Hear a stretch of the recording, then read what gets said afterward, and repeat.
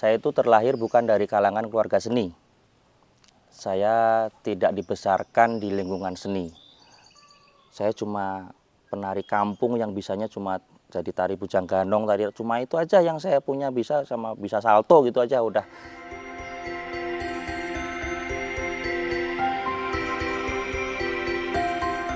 Perkenalkan, nama saya Rizky Febriantoro. Saya seorang guru tari, penari, pengajar di SMK Seni, SMK 12 Surabaya, mulai dari tahun 2022.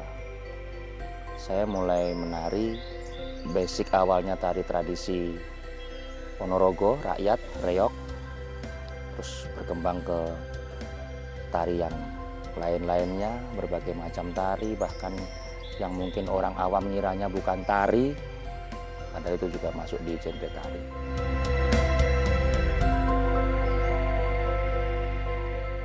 Kenapa saya milih tari? Karena di Ponorogo itu saya dari kecil sering diajak orang tua saya, terutama ayah saya, untuk melihat pertunjukan reog.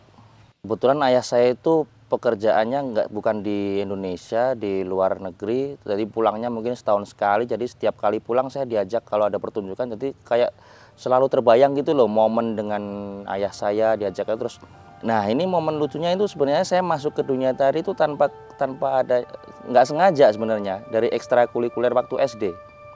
Saya sempat off, kelas 4 diajak lagi materinya bujang ganong. Nah, saya suka nih karena bujang ganong itu banyak akrobatiknya, lompat-lompat gitu. Ya namanya anak kecil ya, lihat pertunjukan ada yang orang bisa salto, bisa apa gitu pasti tertarik ya. Saya pengen belajar di situ.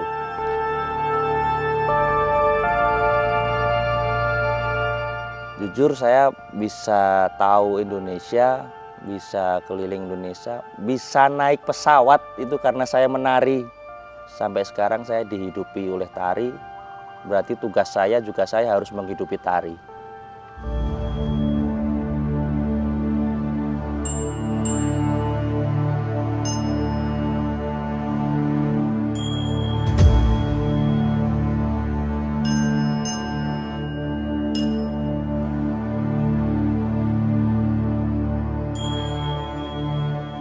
Saya biasanya cuma ngajar di ekstrakurikuler kayak gitu, tapi kalau benar-benar masuk menjadi seorang guru tari itu nggak ada cita-cita sama sekali dari dulu.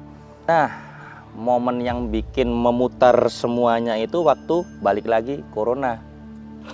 Corona itu saya sempet, apa aja saya lakuin mas.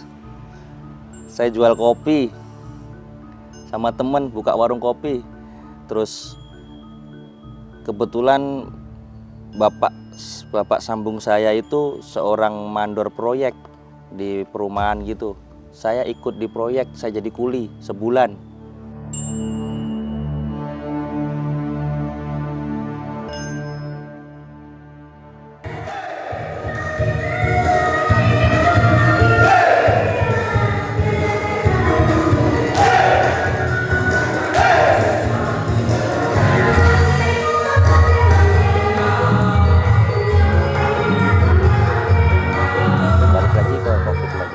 Covid itu dunia seakan-akan kayak di reset menurut saya, apalagi di dunia tari.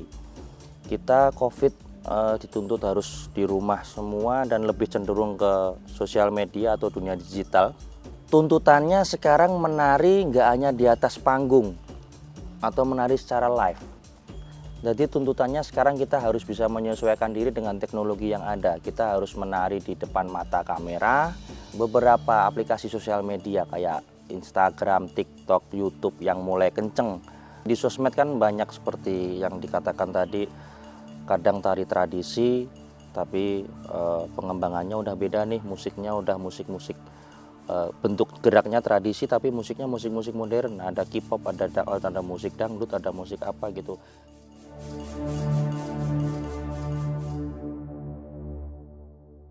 Tradisi itu sampai kapanpun akan terus berkembang, mengikuti perkembangan zaman. Apalagi tradisi kerakyatan, seni tari rakyat.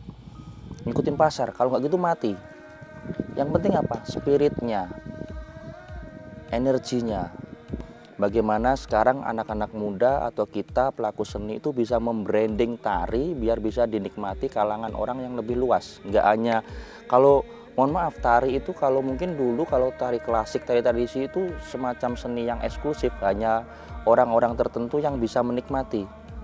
Bahkan kadang ada anak muda yang bilangin, apa tari itu kok kuno, tarian itu kurang lebih cenderung seneng ke K-pop, hip hop, break dance dan sebagainya.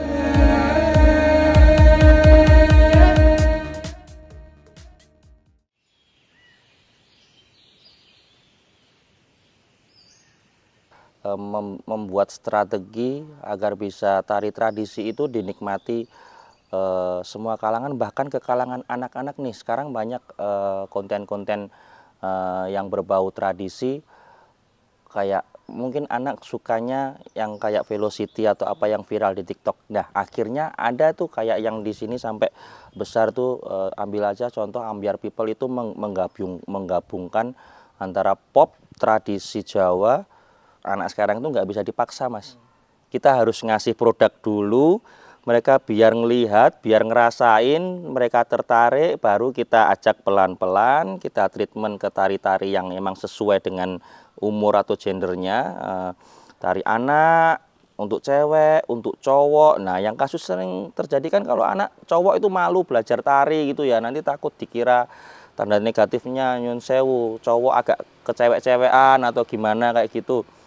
Nah, kita harus pinter-pinter nih bikin karya tari anak yang khusus cowoknya tuh maskulin banget loh, nggak kelihatan cewek-cewek banget loh. Jadi anak itu bisa tertarik mungkin dengan cerita-cerita kepahlawanan, superhero, kesukaannya anak-anak atau apa. Nah, itu mungkin bisa menjadi minat untuk anak-anak belajar tari tradisi. We spiritedly await to welcome every dream, every soul, every heart to the land of diversity, Indonesia. We are Indonesia.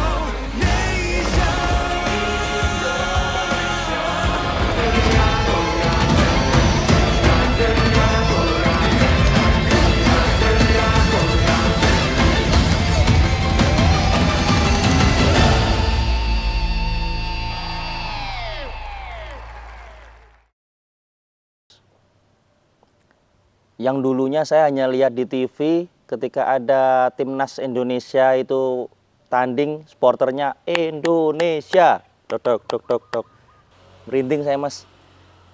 Saya sampai bilang sama teman sebelah saya waktu jalan itu pakai kostum itu, kita udah kayak timnas Indonesia ya, kita udah. Biasanya saya cuma lihat di TV itu, akhirnya saya sendiri yang diteriakin Indonesia kayak gitu.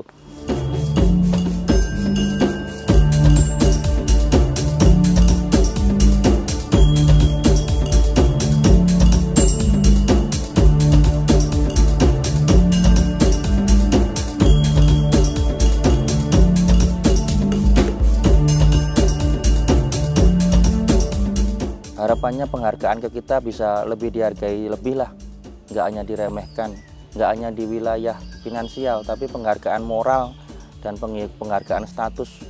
Saya bikin KTP aja sempat diremehin, Mas. Soal ditanya pekerjaan, akhirnya saya sampai males, saya tulis aja seniman, KTP saya seniman. Untuk guru honorer maupun ASN, harapannya kita lebih diperhatikan lah. Kita yang ngajar mereka, kita ngelatih, kita apa, kita nggak minta apa-apa. Bahkan saya pernah 1 tahun itu hampir nggak bisa makan di Surabaya, Mas. Ya tolong kita diperhatikan.